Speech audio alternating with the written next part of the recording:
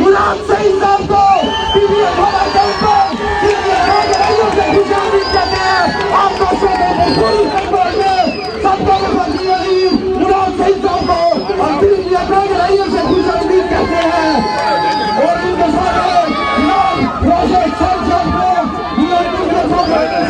खुशामदीद कहते हैं।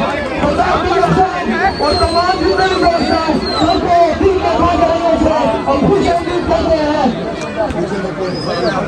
नाम तकबीर,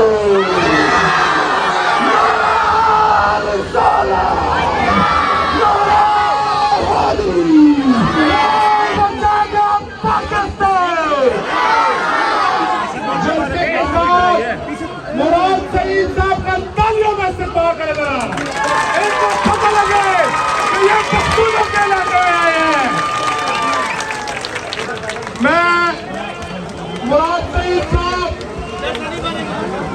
सरदार सैयद साहब, ख्वाजा शाह भाई और पाकिस्तान का मतलब क्या? पाकिस्तान का मतलब क्या? पाकिस्तान का मतलब क्या? मेरा रिश्ता क्या?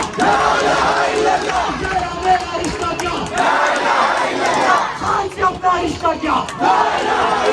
खान से अपना रिश्ता क्या? पाकिस्तान इमरान खान, इमरान खान। और जुम्मे और जुमेरात के दिन इमरान खान साहब कार देंगे, जो तारीख बताएंगे, इस्लामाबाद की तरफ जाएंगे और मैं आप सबके साथ मिलके पिंडी से मार्ग पे जाऊंगा।